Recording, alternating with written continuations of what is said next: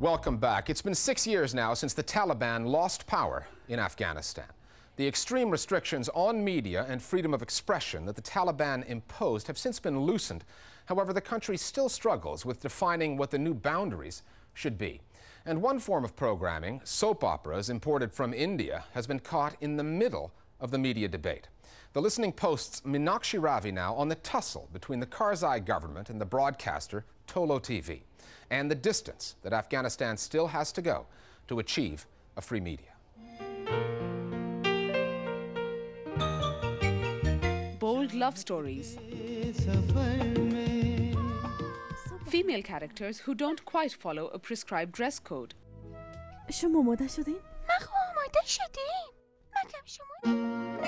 And storylines that revolve mainly around Hindu families. Indian-produced soap operas have taken primetime TV in Afghanistan by storm. These shows are exceptionally popular, and they're watched by 11 or 12 million people on a weekly basis. This Indian soap opera is dubbed into Dari or Pashto, the most popular programs on Afghan television. In a country of 31 million people, a viewership of 12 million each week is phenomenal. But the Indian soaps aren't as popular with the Afghan government.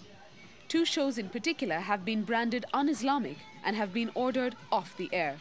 They're saying that they go against our social and religious conventions, and it's in our national interest not to show Indian-type programs. That's a good explanation, but I don't think it's justification for placing more restrictions on us. There are certain things in Islamic countries that are more difficult.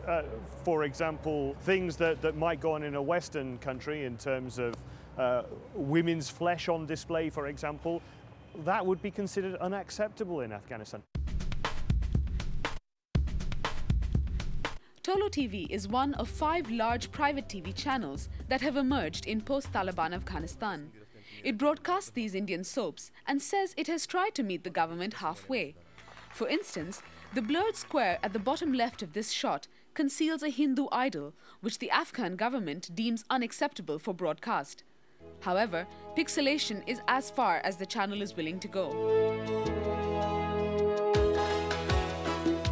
If 11 or 12 million people watch these programs, it can only mean one thing, that they're acceptable to most members of the public. That in itself is an endorsement of these types of programs.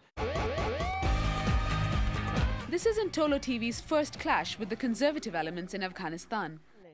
Earlier this year, Tolo's top-rated talent show, Afghan Star, was creating controversy big enough to attract attention from international news organizations. There's been an outcry from traditionalists that a woman has found success singing on television. Lima Sahar was the first female contestant to make it to the final 3 on the show, and the outcry over her participation was huge. But Afghan Star is a controversial show. Some conservative mullahs want it taken off air, and for women it really can be life-threatening. Now, if people are sophisticated enough to vote for a president, they should be able to at least choose which channel they watch or which program they watch. The Ulama Council, the Council of Religious Scholars, which has basically interpreted these programs as un-Islamic. It's a government institution. I mean, even the Taliban haven't complained about these shows. So it seems to be an extension of the government which is criticizing these programs. The Afghan government's clashes with the media aren't limited to moral issues with entertainment programming. Reporting both by domestic and foreign news organizations is a tricky proposition. And that's not just because of the country's precarious security situation. There is still this old bureaucratic thinking, a kind of dictatorial censorship, which believes that media is always looking after negative things. And they do not know the importance of communication, the importance of media as a bridge between the government and the people. They try to hide the news on so many occasions. All governments, wherever they are in the world, whether it's in Britain, America or Afghanistan, try to influence the message and influence the coverage. In terms of the international media, we have a pretty free hand.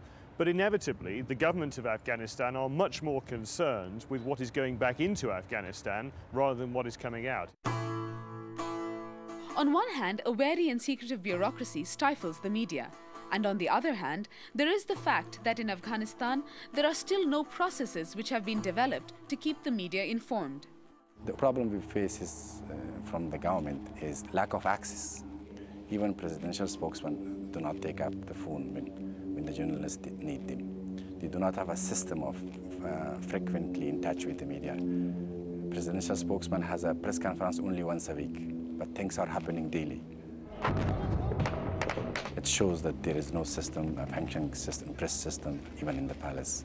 Forget about ministries. You know, in the ministries, either they do not have an authorized spokesman. If they have, that spokesman is not well informed. The progress that Afghanistan's media has made since the fall of the Taliban in 2001 is undeniable. But those at the forefront of the country's media fear that as the government increases its efforts to work with the Taliban, its control on the media will only intensify. And that's why stations like Tolo TV court danger and challenge government restrictions, not just on news, but also on entertainment.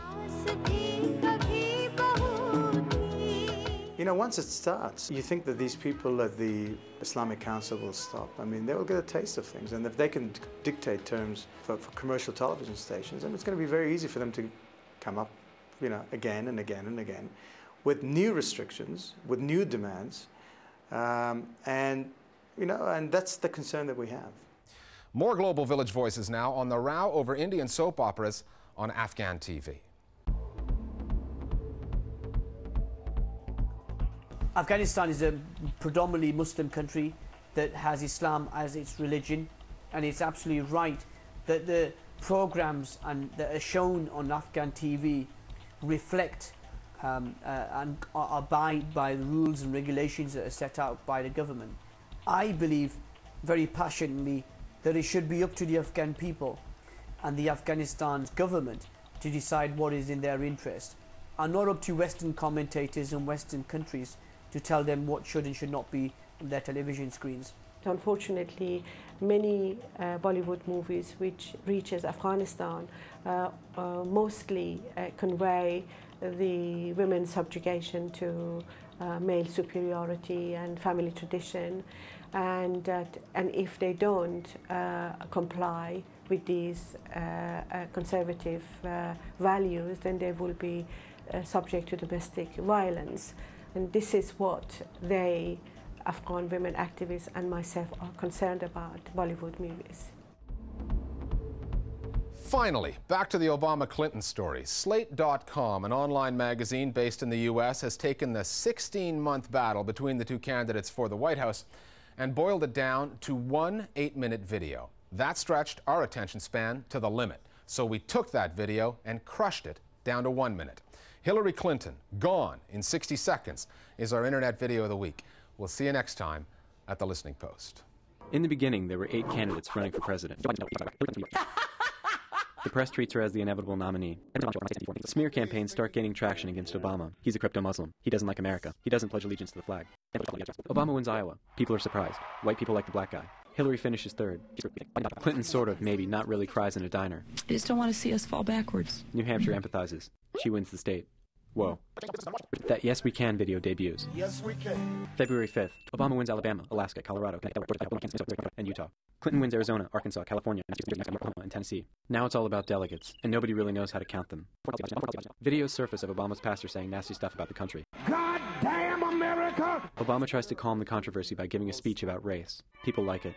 Clinton says she landed under sniper fire in Bosnia back in 1996. I remember landing under sniper fire. It's not true. Obama sticks his foot in his mouth and says small-town Americans are bitter. Clinton sort of, maybe, not really says she's still in the race because Obama might get assassinated. In June. June 3rd. Superdelegates swarm Obama, putting him on the brink. She wins South Dakota. He wins Montana. Game over.